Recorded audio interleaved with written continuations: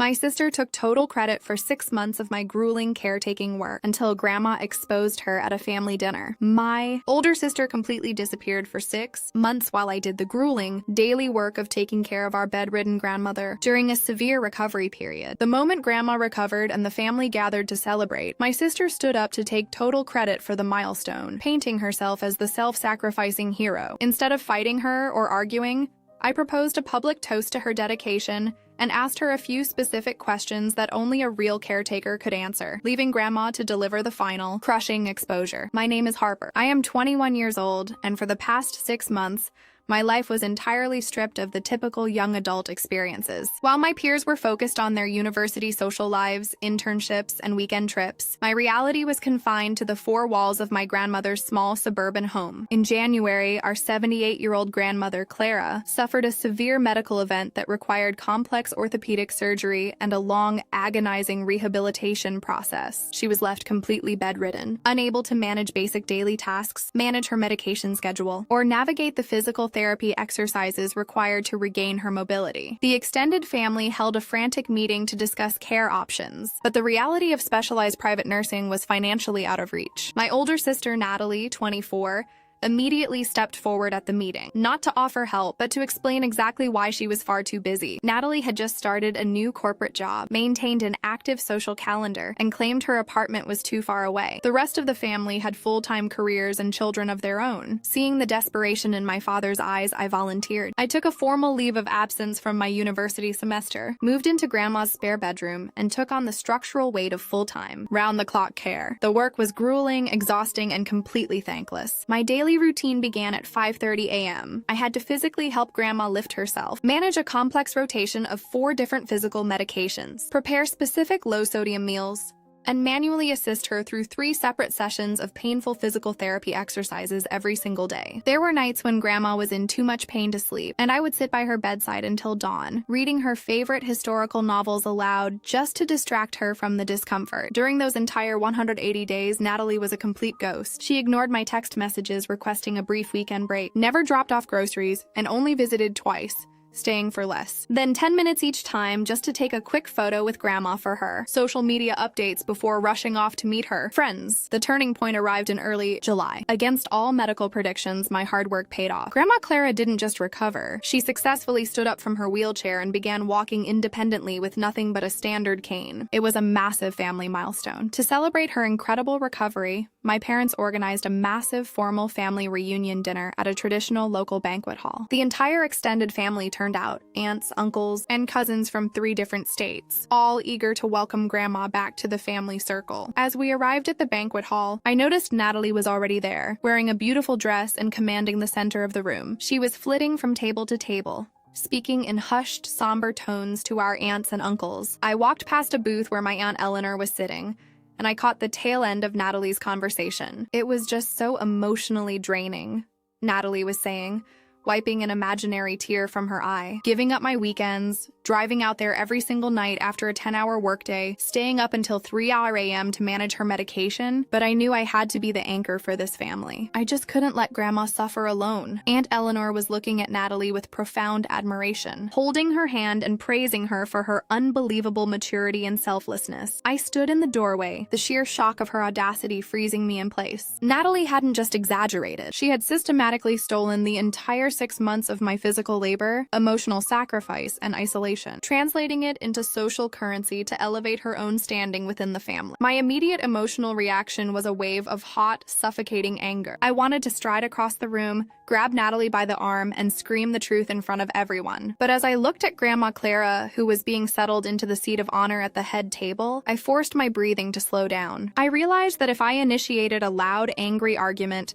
the family would view it as a petty, jealous sibling rivalry. Natalie would play the polished, professional sister who was being attacked by her emotional younger sibling, and the truth would be buried under the noise of a family scene. I needed a strategy that was completely controlled. I needed Natalie to lock herself into her own lie so securely that she couldn't scramble out when the trap sprang. Walked over to the head table and sat down quietly on the left side of Grandma Clara. Natalie took the prominent seat directly on Grandma's right, continuing to lean over and pat her hand whenever our uncles looked over. were. Throughout the appetizer and main course, Natalie continued her performance, nodding solemnly whenever a relative raised a glass to toast the family's dedicated caretakers. She explicitly allowed the family to believe that she was the primary engine behind Grandma's miraculous recovery. By 8 p.m., the dinner service was concluding, and the room grew quiet as my father stood up to thank everyone for coming. He spoke beautifully about how terrifying the initial diagnosis had been, and how proud he was that Grandma was back on her feet. As he prepared to sit down, I knew it was my moment. I stood up calmly, picked up my glass of water, and tapped it with a spoon. The room fell silent, every eye turning to the end of the table. I looked directly at my sister, offering a warm, pleasant, and entirely supportive smile. Dad, before we move on to dessert, I actually think we need to give a specific public recognition to Natalie, I said, my voice carrying clearly across the banquet hall. Everyone here has been hearing about the incredible daily dedication she poured into Grandma's recovery over the last 6 months. Since Natalie was supposedly there every single night after her long corporate work days, she deserves to be the one to tell the family about the milestone moments. Natalie smiled broadly, her chest swelling with pride as she straightened up in her chair. She thought I was surrendering. She genuinely believed that her social dominance was so absolute that I was simply bowing out and letting her take the crown. Oh, Harper, thank you, Natalie said smoothly, looking around the room at our aunts and uncles. It really was a team effort in spirit. But yes, the daily grind was intense. It was a privilege to be Grandma's protector. I didn't lose my smile. I leaned forward slightly, resting my hands flat on the white tablecloth. Wonderful, I replied, my tone entirely conversational. Then since you were the one managing the daily grind, you surely remember the specific routine. Why don't you tell Aunt Eleanor and Uncle Richard what specific color the physical therapy bands were for Grandma's 3rd daily session? And perhaps you can remind us what exact dosage of the blood thinner we had to manually crush into her food at 9 p.m. every night to prevent a relapse? The question fell into the room like a heavy block of ice. Natalie's smile faltered. The confident, performative posture she had held all evening stiffened instantly. She looked down at her plate, her eyes darting frantically around the table as she tried to scramble for an answer. She had absolutely no idea. She had never seen the physical therapy equipment, and she didn't even know Grandma was on a blood thinner. She let out a nervous, forced laugh, trying to brush it off. Oh, Harper, don't be ridiculous. It was a long 6 months.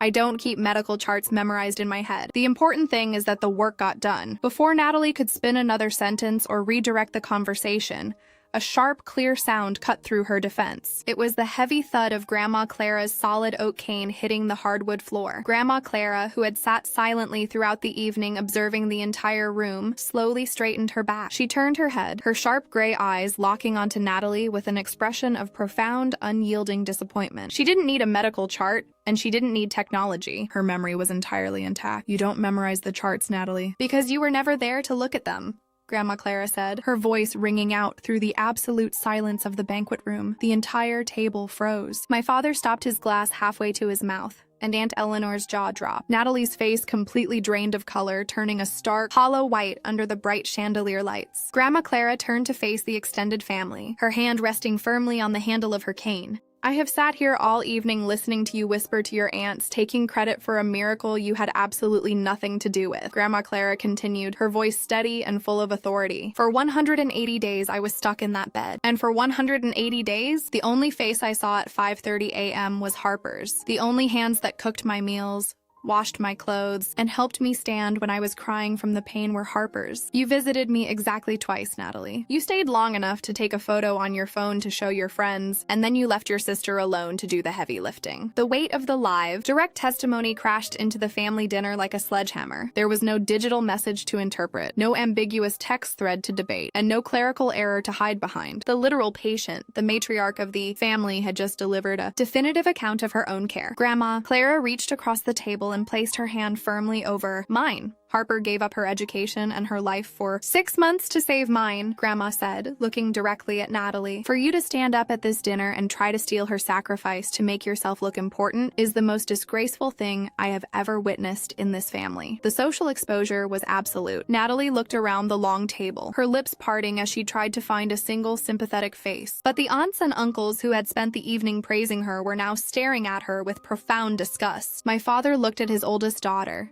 his face tight with an immense, silent anger. Natalie realized she could not bluff her way out of Grandma's direct words. Without a single word of defense, she pushed her chair back violently, grabbed her designer clutch from the table, and hurried out of the banquet hall, the heavy double doors clicking shut behind her. The room remained stunned for a brief moment, but as my father stood up and walked down the length of the table to hug me tightly, the atmosphere completely cleared. My relatives spent the rest of the evening surrounding my chair, offering deep, genuine apologies for ever believing the gossip and celebrating my actual dedication. Since that reunion dinner, the family power dynamic has permanently shifted. Natalie has been officially and completely cut off from all family holiday planning and Sunday gatherings, remaining entirely isolated on the absolute outside of the family network, while my bond with Grandma and the rest of the family remains completely transparent and stronger than ever before.